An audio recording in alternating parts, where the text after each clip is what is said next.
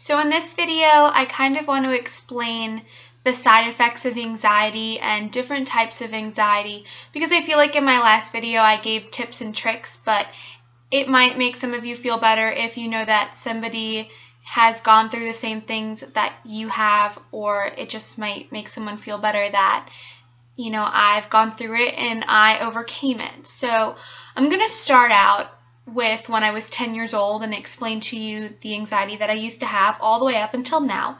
I'm going to try to run through this video non-stop, hopefully it works and I don't mess up, so just bear with me. But I'm going to start with the side effects that I've had because of anxiety and basically what all of this is called. So the first side effect I've ever had of anxiety was when I was 10 years old and I was in the 5th grade and I constantly felt like I could not breathe. And this would happen every day in class. I would freak out because I felt like I couldn't breathe, and I would go to the nurse and they would check my breathing and I was fine. Eventually, my mom took me to the doctor and they put the little thing on my finger, and my breathing was one of the highest they've ever seen. You know, the little number comes up. And I remember it being like 99 point something, like borderline 100. And so that's how much oxygen was going into my lungs. And so ever since I found that out on that specific day when I was 10, I realized that, wow, like I'm fine. So that was so scary. Like I remember that being like horrific. The second type, or the second side effect of anxiety that I had that was awful, was I stopped swallowing. I was 17 years old and I stopped swallowing from, I want to say, January of 2012 all the way up to June of 2012. And I remember I went 3 days without eating at all.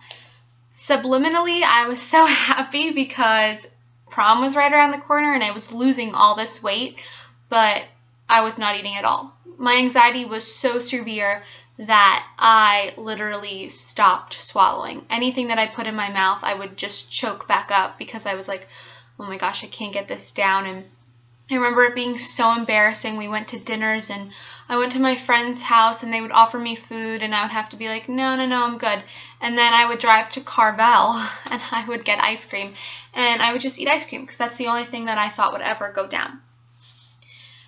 Now, I have a lot of different weird anxieties, and it's hard for me to admit some of them because it's just crazy. Well, I feel crazy, but the more that I talk to people about the anxieties that I have, the more I find out that other people have had them too.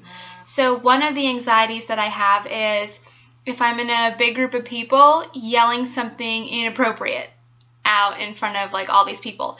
And I literally have to stand in like crowds sometimes like this, just because I'm scared that I'm going to blurt something out. And it's a fear.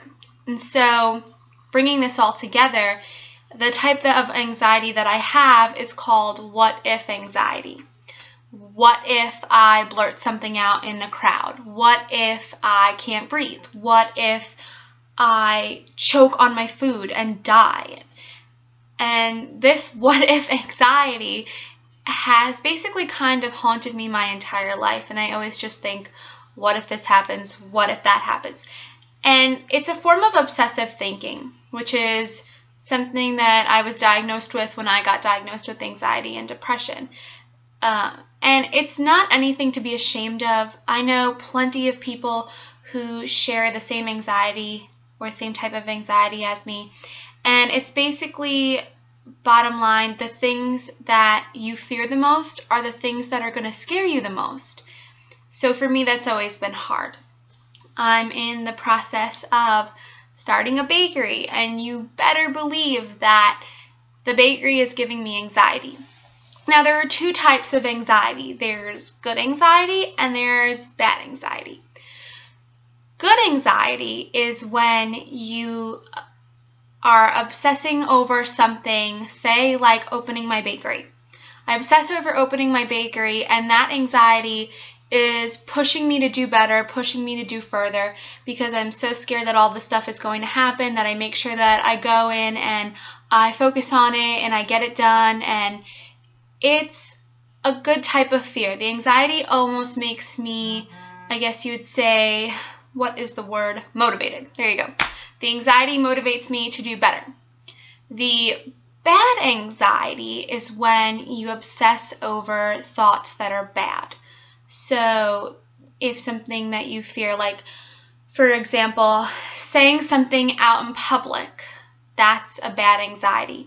And so you harp on that and you think about that, and eventually you don't go out in public anymore because you're so scared that you are going to blurt something out.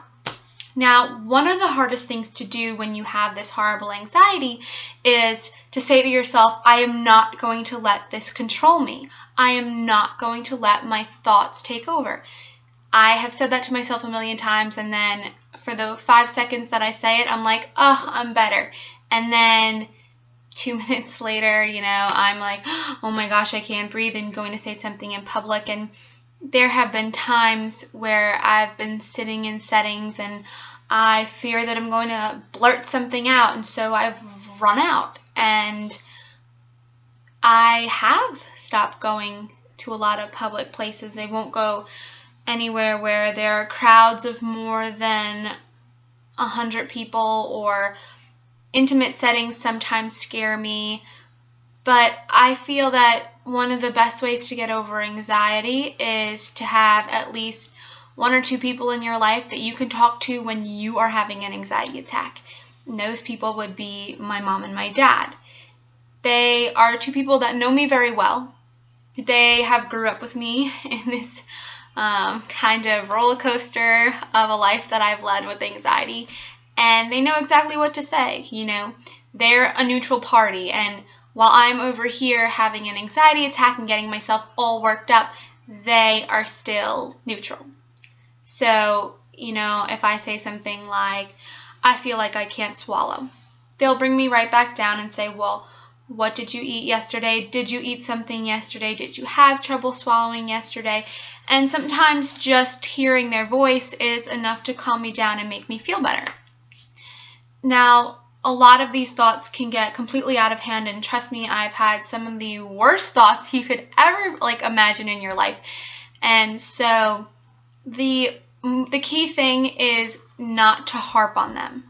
Every time I would have a bad thought, I would immediately call my dad and be like, I'm having an anxiety attack, because the thoughts would scare me. And he would say, well, what are you thinking about? And I would say, well, I'm thinking about all these horrible things. And he said, that right there, that's where you're going wrong.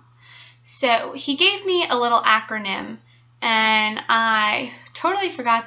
It's called, oh yes, ANT thinking. I was an ANT thinker. ANT thinker stands for automatic negative thoughts.